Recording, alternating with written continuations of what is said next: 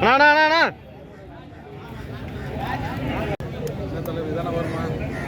அண்ணா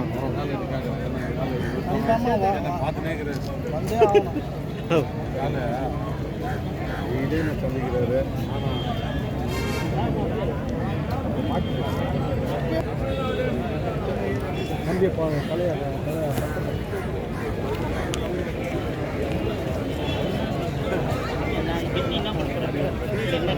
அனுமதி மறுப்பு நாங்கள் போட்டோம். ஆமாம், அதில் என்ன இருக்குது, இதில் என்ன இருக்குது, யாரும் ஸ்டேஜ் கூட எங்களுக்கு போட. தேமுதிக பொதுச் செயலாளர் அந்நியர் அவர்களின் ஆணை கிணங்க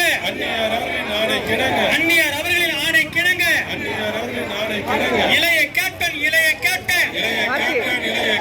எழுச்சி நாயகர் விஜய பிரபாகர் தலைமையிலே ஆர்ப்பாட்டம் மக்கள் மனதில் என்றும்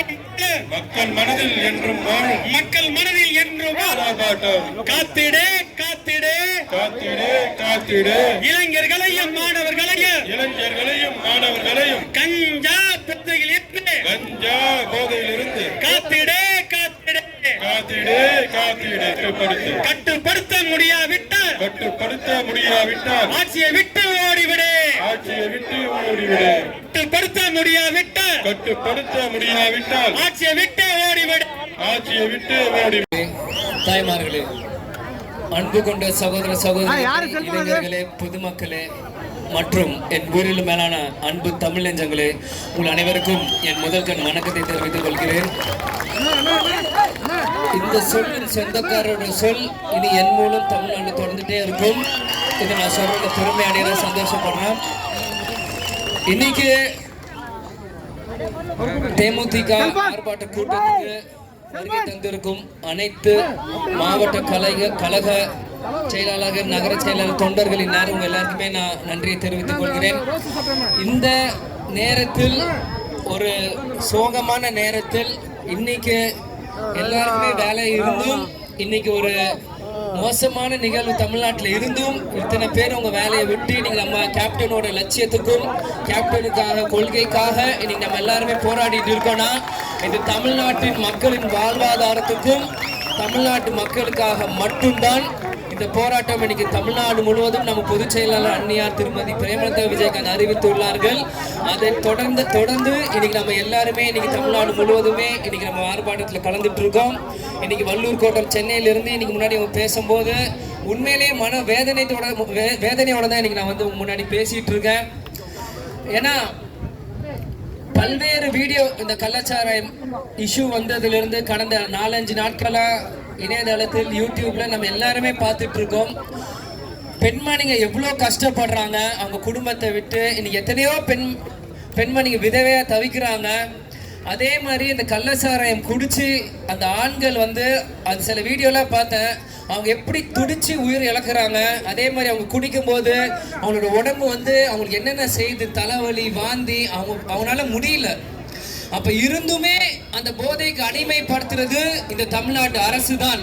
அந்த தமிழ்நாடு அரசு ஏன் இதை புரிஞ்சிக்க மாட்டேங்கிறாங்கன்னு எனக்கு புரியல. இவ்வளோ மலிவு விலைக்கு நம்மளோட கள்ளச்சாராயத்தை கொடுத்து மக்களுக்காக கொடுத்து எல்லா பக்கமும் விற்பனை செஞ்சு கள்ளக்குறிச்சி முழுவதுமே இன்னைக்கு மக்கள் வந்து பாதிச்சிருக்காங்க. இன்னைக்கு பார்த்தீங்கன்னா ஒரு 10 சென்ட்டுக்கு இருக்க ஒரு சுடுகாடு இன்னைக்கு 200 அடிக்கு வளர்ந்துருக்கு. கொரோனாவில் எப்படி எத்தனை பேர் உடவிலக்கம் செஞ்சாங்களோ அதுக்கு இணையாக இன்னைக்கு கள்ளக்குறிச்சி கள்ளச்சாராய விவகாரம் நடந்துட்டு இருக்கு. இது மக்களாக நீங்கள் எல்லா இடத்துலையும் சிந்திக்கணும். இன்னைக்கு பார்த்தீங்கன்னா நேற்று கூட ஒரு நியூஸ் பார்த்தேன், சென்னையில் 4 கேன் மெத்தனால் கேன் வந்து போலீஸ் பறிமுதல் செஞ்சிருக்காங்க நியூஸ் வருது. அப்போ இது கள்ளக்குறிச்சியில மட்டும் இல்லை, இன்னைக்கு இவ்வளோ பெரிய தலைநகரமாக சொல்ற சென்னையிலேயே அது நடந்தது தான் இருக்கு. இது மக்களாக நீங்கள் காவல்துறை இத்தனை பேர் இங்க சுத்தி இருக்கீங்க, பர்மிஷன் கொடுக்க மாட்டோன்றீங்க.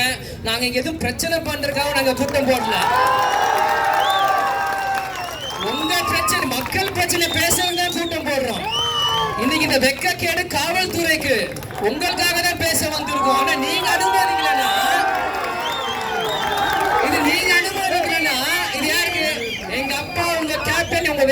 வந்து எத்தனையோ படங்கள் நடிச்சிருக்காரு. காவல்துறைக்கு எத்தனையோ பேர் கொடுத்திருக்காங்க. இது நான் என்ன செஞ்சோம்? வன்முறையை செஞ்சோமா? பஸ் நிறுத்தினோமா? பொது சொத்தை நாசம் பண்றோமா? என்ன செஞ்சோம்? முறையா பர்மிஷன் வாங்கி இன்னைக்கு வந்து போராட்டம் ஆர்ப்பாட்டம் நடத்தணும்னு கேட்டோம். ஒரு போராட்டத்துக்கு அனுமதி கூட கொடுக்க முடியல. ஏன்னா இந்த அரசு இதுல இருந்தே தெரியுது அரசு தவறு செஞ்சுட்டு இருக்கு. இது காவல்துறை துணை போகுதுன்னு இதுல இருந்தே தெரியுது. இது வேற எதுவுமே இல்லை. இன்னைக்கு 40 பெருமையா பேசுற திமுக அரசு இன்னைக்கு 40 உயிர் பலி கொடுத்திருக்கீங்களே. இந்த 40 உயிர் 40 சேர்க்க முடியுமா? இன்னைக்கு 40 எல்லா பக்கமும் போஸ்டர் ஒட்டுறீங்களே. அண்ணன் ஸ்டாலின் எல்லா பள்ளியும் சிரிச்சிட்டு போஸ்டர்ல போட்டோ கொடுக்குறாங்களே. இன்னைக்கு அந்த 40ன்றீங்க. இன்னைக்கு 58 உயிர்கள் இறந்துருக்கு. இன்னும் 100கணக்கான உயிர்கள் ஊசலாடிட்டு இருக்கு. அந்த கண் பார்வையை இழந்து மக்கள் தவிக்கிறாங்க. இன்னைக்கு கிட்டத்தட்ட 120 பேர் தவிச்சிட்டு இருக்காங்க. அப்ப 120க்கு 120 திரும்பி போஸ்டர் ஒட்டலாமா? பெருமை பேசலாமா? 120 பேர் பாதிச்சாங்க, 120 பேர் மரணம் அடைஞ்சாங்கன்னு திமுக அரசுக்கு வந்து எல்லாருமே கோஷம் போட்டு இந்தியா முழுவதுமே பெருமை இந்த அரசு கோஷம் போட்டு எல்லாருமே சந்தோஷமா கொண்டாடலாமா? இது மக்கள் இடத்துல இருந்து விஜய் பிரபுரை நான் இங்க இருந்து உங்க முன்னாடி நான் கேட்கிறேன். எங்க பார்த்தாலுமே பிரச்சனை. இங்க சென்னையில பார்த்தா எல்லா கிளப்லயுமே குடிச்சிட்டு பிரச்சனை பண்றது திமுக அரசு. இங்க விட்டா கிராமப்புறங்கள் போட்டா கள்ளச்சாராயம் காய்ச்சி பிரச்சனை பண்றது இங்க திமுக அரசு. இதே மாதிரி கொஞ்ச நாள் முன்னாடி சாதிக் பாஷா வந்தார், கஞ்சா போதேனாங்க. அதுக்கு என்ன பதிலே எதுவும் தெரியல. இப்படி ஒரு படத்துல காமெடி ஒரு ஜப்பான்காரன் எதோ கண்டுபிடிக்கிறான். ஆனா நம்ம இன்னும் இந்த கலாச்சாரத்தை காய்ச்சிட்டு இருக்கோம். இன்னைக்கு விஞ்ஞானம் எவ்வளவோ வளர்ந்துருச்சு.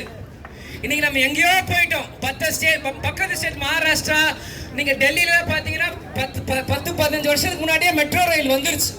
ஆனா இன்னைக்கு இப்பதான் தெருவா ரோட குத்திட்டு இருக்காங்க மெட்ரோ ரயில் போட. இன்னைக்கு ஸ்டாலின் மரியாதைக்கு முதல்வர் சொல்லியிருக்காரு, இன்னைக்கு சட்டசபையில நாங்க அடுத்த தலைமுறைக்கான அரசு, எலெக்ஷனுக்கு தேர்தலுக்கான அரசு எங்கள் இல்லைன்ட்டு. நான் சின்ன வயசுல இருந்து ஸ்கூல் பக்கம் இப்படி போயிட்டு இருக்கும்போது எப்பயுமே இந்த வள்ளூர் கூட்டத்துல வந்து போராட்டங்கள் தான் பார்த்துட்டு இருக்கேன். அன்னைக்கு நான் அப்படி சாலையில போயிட்டு நானே வந்து போராட்டத்தில் இறங்கி இருக்கேன். அப்போ அடுத்த தலைமுறைக்கான அரசுனா நான் எதுக்கு வந்து இங்க நிக்கணும்? அடுத்த தலைமுறைக்கு நீங்க வழி நடத்தி இருந்து நீங்க செஞ்சிருந்தீங்கன்னா நாங்க எதுக்கு இங்க வந்து நிக்க போறோம்? இது மக்களாக நீங்களும் இளைஞர்களும் சிந்திக்கணும். இன்னைக்கு அது மட்டும் இல்லாம இன்னைக்கு வந்து தேவையில்லாம இன்னைக்கு வந்து மரியாதை முதலமைச்சர் சொல்றாரு, இன்னைக்கு வந்து 24 மணி நேரத்துல அந்த அரசு அதிகாரி எல்லாருமே பணிமாற்றம் செஞ்சுட்டோம், இது அரசோட சாதனைன்றாங்க. நாங்க தேர்தலுக்கு பயப்பட மாட்டோம், மக்களோட வாழ்வாதாரத்துக்கு தான் நாங்க சிந்திப்போன்றாங்க. அப்படி சொல்றவங்க கள்ளக்குறிச்சியில சுத்தி இருக்க அதிகாரிகளை மாத்தினீங்களே, இருக்கிற எம்எல்ஏ எல்லாருமே ராஜினாமா செய்ய சொல்ல வேண்டியதானே? அவ்வளவு உங்களுக்கு திராணி இருந்துச்சுன்னா அவ்வளவு கருப்பு கொடி பிடித்து குடும்பத்தோடு நீலி கண்ணீர் வடித்து போராட்டம் நடத்தினீரே உங்கள் ஆட்சி பூரண மதுவிலக்கு என்ன ஆச்சு? உங்கள் ஆட்சி பூரண மதுவிலக்கு என்ன ஆச்சு? இளம் விதவைகள் தமிழகத்தில் அதிகம் என்று சொன்ன சொர்ணா அக்கா, கனிமொழி அக்கா வந்து பாரு, கள்ளக்குறிச்சியில் வந்து பாரு. இளம் விதவைகள் அதிகமான தமிழ்நாட்டில் பூரண மதுவிலக்கு என்னாச்சு? பதில் சொல்லு மாண்புமிகு முதல்வரே, சொர்ணா அக்கா கனிமொழியே வீதிக்கு வந்து போராடுது, தமிழகம் முழுவதும் போராடுது.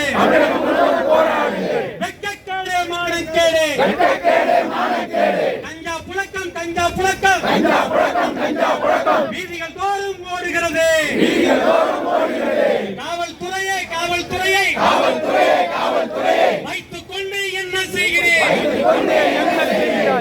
ஆர்ப்பாட்டம் ஆர்ப்பாட்டம் இளைய கேப்டன் தலைமையிலே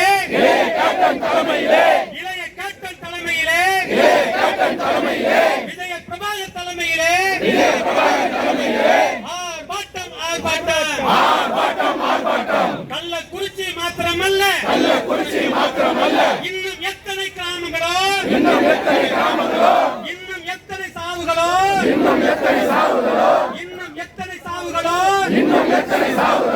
வந்தால் என்ன எனக்கென்ன தான் தோன்றி தரமா ஆட்சி செய்யும் முதல்வரே பாட்டு இலக்கம் கமிஷன் உண்டு பாக்கெட்டுக்கும் கமிஷன் உண்டு அமைச்சர் முதல் அதிகாரி வரை அனைவருக்கும் கமிஷன் உண்டு 46,000 கோடி ரூபாய் ஆண்டுக்கு வருமானம் வெட்கக்கேடு மானக்கேடு தமிழகத்தில் ஏழை எளிய மக்களை எல்லாம் குடிக்க வைத்து ஆட்சி நடத்துவது அவலமல்லவா கண்டிக்கின்றோம்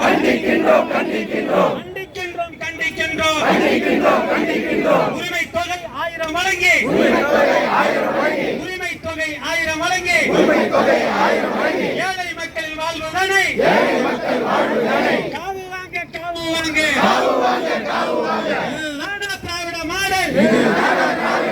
இதுதானா திராவிட மாடல் ஆட்சியை விட்டு வெளியேறு ராஜினாமா செய் தமிழகம் முழுவதும் மரண ஓலம் கள்ளக்குறிச்சி மாத்திரமல்ல மரக்காணம் ஞாபகம் இருக்கா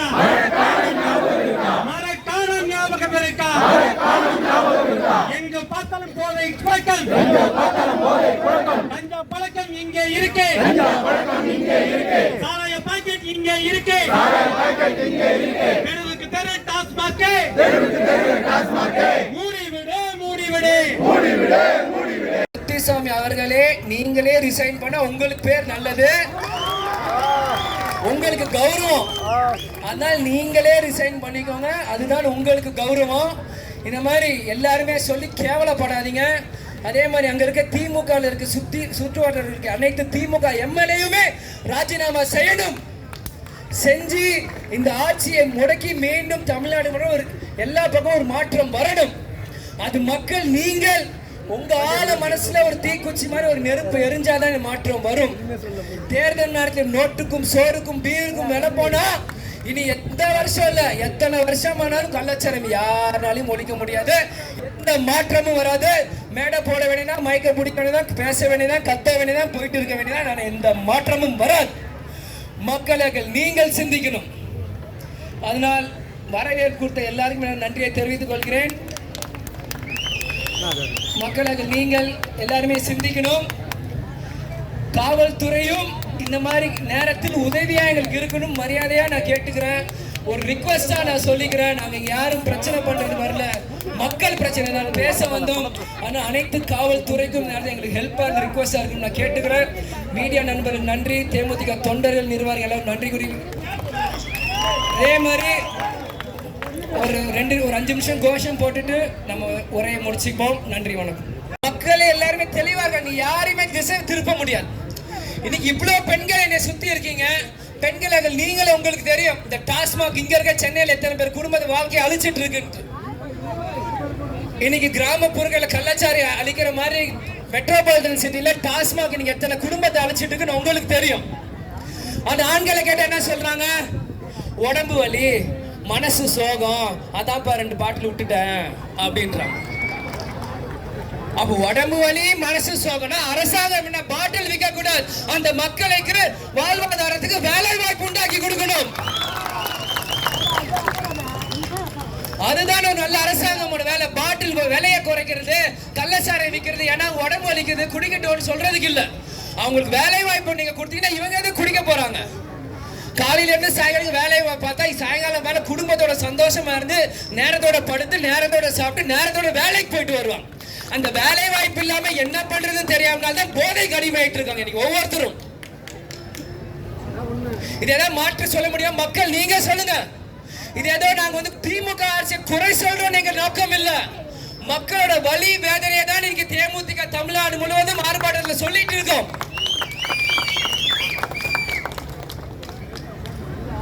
இது மக்களாக நீங்கள் சிந்திக்கணும். இந்த கேஸ் உடனடியாக சிபிஐக்கு மாற்றப்பட வேண்டும்.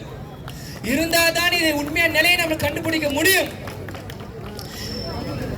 இன்னைக்கு 10 லட்சம் ரூபாய் நீங்க வந்து இறந்தவங்களுக்கு கொடுக்குறீங்க. இன்னைக்கு கள்ளச்சாராயம் குடிக்கிறவங்க யார்? பெரிய பிசினஸ் மேனோ கோடீஸ்வரனோ யாரும் இல்ல. சாதா ஏழை விவசாயிகள் கூலி தொழிலாளி பார்க்குற நபர்கள் தான் இன்னைக்கு சாராயம் குடிக்கிறாங்க. இன்னைக்கு அவங்களுக்கு 10 லட்சம் அப்படின்றது மிகப்பெரிய ஒரு தொகை.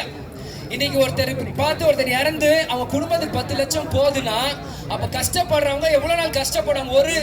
ஒரு சூழ்நிலையில அவங்களுக்கும் சிந்திக்க தோணும், ஒருவேளை நான் உயிரை விட்டுட்டேன்னா அந்த 10 லட்சம் ரூபாய் என் குடும்பத்துக்கு கிடைக்காதா அப்படின்னு மத்தவங்க சிந்திச்சாங்கன்னா அப்ப எல்லாருமே கள்ளச்சாராயம் கொடுத்து இறந்தா எல்லாருக்குமே நீங்க 10 லட்சம் கொடுப்பீங்களா? சரி 10 லட்சம் கொடுத்தீங்க, சந்தோஷம்.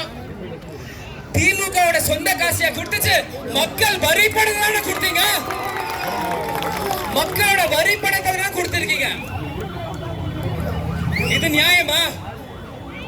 ஏதோ கள்ளக்குறிச்சியில ஒரு கிராமத்துல குடிச்சு ஒரு மக்களுக்கு தமிழ்நாட்டில் இருக்க எல்லா மக்களோட வரி பணத்தை தான் நீங்க கொடுத்திருக்கீங்க. உங்க அரசு தானே, திமுக அரசு தானே நீங்க கவர்மெண்ட்ல இருக்கு. ஏன் உங்க சொந்த பாக்கெட்ல இருந்து மக்களுக்கு கொடுத்தா என்ன குறைஞ்சா போயிருவீங்க? இன்னைக்கு கலைஞர் ஐயால இருந்து ஸ்டாலின் அண்ணால இருந்து உதயநிதி ஸ்டாலின் இருந்து அவங்க பையன் வரைக்கும் நீங்க எல்லாருமே வாழ்க வாழ்கன்னு பேசுறீங்களே. உங்க எல்லார் பேர்லயும் நிதி நிதின்னு இருக்குல்லையே, ஏன் அந்த கொஞ்சம் நிதியை நீங்க கொடுத்தாதான் என்ன? நீங்கள் சிந்திக்கணும். உதயநிதி, தயாநிதி, கலாநிதி, நிதி நிதி நிதின்னு இருக்குல்ல, உங்க நிதியை நீங்க என்ன கொடுத்தீங்க மக்களுக்கு? அதே மாதிரி சம்பந்தப்பட்ட அதிகாரிகள் எல்லார் மேலும் எஃப்ஐஆர் போடணும். அவங்க எல்லாருமே என்ன பண்ணிட்டு இருக்காங்கன்னு கொண்டு வரணும். மக்களுக்கு நீங்க கொண்டு வாங்க. எல்லா குற்றமும் மக்கள் முன்னாடி கொண்டு வந்து நிரூபிக்கப்படணும். இது ஒரு சும்மா ஒரு சாதாரண விஷயம், சும்மா இன்னைக்கு விட்டுறோம் மட்டும் நினைக்காதீங்க. நிச்சயம் இந்த விஷயம் தொடரும். மக்களும் மீடியா நண்பர்களும் இந்த நேரத்தில் நீங்கள் என் துணையா நின்று இந்த விஷயத்தை நீங்க கிளறி எடுக்கணும். கண்டிப்பாக இது வந்து ரொம்ப ஒரு மோசமான நிலைக்கு போயிட்டு இருக்கோம். இன்னைக்கு நம்ம பீகார் யூபியை நம்ம தமிழ்நாட்டில இருந்து குறை சொல்லிட்டு இருக்கோம். ஆனா தமிழ்நாடு எந்த நிலைமையில இருக்கு நீங்கள் சிந்திக்கணும். இன்னைக்கு நம்ம தமிழ்நாடு எந்த நிலைமையில இருக்கு மக்களாக நீங்கள் சிந்திக்கணும். இன்னைக்கு இந்த திமுக வந்து என்ன சொல்றாங்க, இன்னைக்கு பாண்டிச்சேரியில இருந்து தான் இந்த மெத்தனால் உள்ள வந்துருச்சு, அது அங்க பாஜக பண்ற வேலை அப்படின்றாங்க. அதே மாதிரி இன்னைக்கு திமுக என்ன சொல்றாங்க, அதே மாதிரி ஜிப்மர் மருத்துவமனையில மருந்து வந்து நீங்க மக்களை காப்பாற்றணும்ன்றாங்க. அப்ப அங்கேயும் பாஜக அரசு தான் இருக்கு. நீ ஏன் இதை சொல்ல, நான் பாஜக ஆதரவோ திமுக ஆதரவோ நான் இங்க பேசல. இந்த திமுக பாஜக டிராமா பண்ணி நீங்க மக்கள் எல்லாருமே உங்களுக்கு முட்டாளாக்கிட்டு இருக்காங்க. அதைத்தான் நான் சொல்ல வரேன். நீங்க சிந்திக்கணும். உங்களுக்காக வாழ்ந்து உங்களுக்காக உழைச்சி உங்களுக்காக மறைந்த தலைவர் ஆரம்பிச்ச கட்சி தான் தேமுதிக. இன்னைக்கு இந்த விஜயபிரமணி மக்கள் முன்னாடி நிக்கிறேன்னா நாங்க யாரும் அரசியல்வாதி ஆகணும்னு வரல. எங்க தலைவரோட வழியில் நாங்க இன்னைக்கு அரசியலுக்குள்ள வந்திருக்கோம். எத்தனை கஷ்டங்கள் எத்தனை துயரங்கள் இருந்தாலுமே இந்த இனி எங்களோட நோக்கம் எங்களோட பாதை எல்லாமே கேப்டனோட வழியில் மட்டும்தான். நேற்று டிவியில கேப்டன் பிரபாகர் படம் பார்த்தேன். அதுல கேப்டன் ஒரு வசனம் சொன்னாரு, தப்பு செஞ்சவன் மன்சூர் அலிகான் அவர் சொல்றார், தப்பு செஞ்சவனை கொன்னத விட அதை தூண்டுறவனை கொல்றதுதான் கரெக்ட்ன்றார். அதனாலதான் இந்த படத்துல எம்எல்ஏவும் அந்த போலீஸும் கேப்டன் சுடுவார். அந்த வசனம் கிளைமேக்ஸ் நான் சொல்லி உங்களுக்கு இந்த பிரபாகரன் சொல்லி அந்த கேப்டன் பிரபாகர் பத்தி உங்களுக்கு தெரிய வேணும். அந்த கேப்டன் பிரபாகர் பத்தி உங்களுக்கு தெரியும். அதனால இன்னைக்கு வந்து பாதிச்சது வந்து வேணா அந்த கண்ணுக்குட்டின்னு ஒருத்தர் இருக்கலாம். ஆனா அந்த கண்ணுக்குட்டியை தூண்டி விடுறது யாரு? அந்த கண்ணுக்குட்டியை தூண்டி விடுறது யாரு? அங்க ஒரு பாதிச்ச பெண்மணி சொல்லுது 23 23 தடவை அந்த கண்ணுக்குட்டி ஜெயிலுக்கு போயிட்டு வராரு, ஏதோ டூருக்கு போயிட்டு வர மாதிரி. ஆனா போயிட்டு வராராம் ஜெயிலுக்கு. சுற்றுலா தலமா ஜெயிலு, தப்பு பண்ணி ஜெயிலுக்கு போயிட்டு வர. அப்ப அவ்வளவு தைரியமா 23 தடவை அந்த கூட்டாளிங்க ஜெயிலுக்கு போயிட்டு வராங்கன்னா அவங்களுக்கு கூட துணை நிக்கிறது யாரு, அவங்களுக்கு சப்போர்ட் பண்றது யாரு? கண்டிப்பாக தெரியுது. விடியா திமுக அரசும் காவல்துறையும் அவங்களுக்கு துணை நிக்குது. அவங்களுக்கு துணை நிக்கிற அந்த காரணத்தினாலதான் இன்னைக்கு அவங்க கண்ணுக்குட்டி மாதிரி பல பேர் இன்னைக்கு தமிழ்நாடு முன்னாடி தைரியமா வளர்ந்து வராங்க. கேப்டன் பிரபாகர் ஸ்டைல கேப்டன் நாத்தம் அடிச்ச மாதிரி செவுட்ல வச்சு இவங்க தூக்கி உள்ள வச்சாதான் இது எல்லாத்தையுமே மாற்றம் வரும். உதயசூரியன் அது போட்ட கட்சியில கேப்டன் மாற்று சக்தியா வந்த உழைச்சார், சூழ்ச்சியால் வீழ்த்தப்பட்டார். என்ன சூழ்ச்சியாக இருந்தாலுமே அது எதிர்நீச்சல் போட்டு வந்தவங்க தான் இன்னைக்கு தேமுதிக தொண்டர்கள். தோல்வியை கண்டு பயந்து ஓடுற கட்சி இல்ல தேமுதிக. எத்தனை தோல்விகள் வந்தாலும், எத்தனை சோதனை வந்தாலும் உங்களோட நிக்க கேப்டன் மகன் நான் உங்களோட நிக்க தயாரா இருக்கிறேன். இந்த தமிழ்நாடு மக்களோட நிக்க நான் தயாரா இருக்கிறேன். எங்க அப்பாவோட கனவு லட்சியம் என்ன? உங்க கேப்டனோட கனவு லட்சியத்தை காப்பாத்த துணை நிக்க இந்த விஜய பிரபாகர் வந்து இறங்கி இருக்க.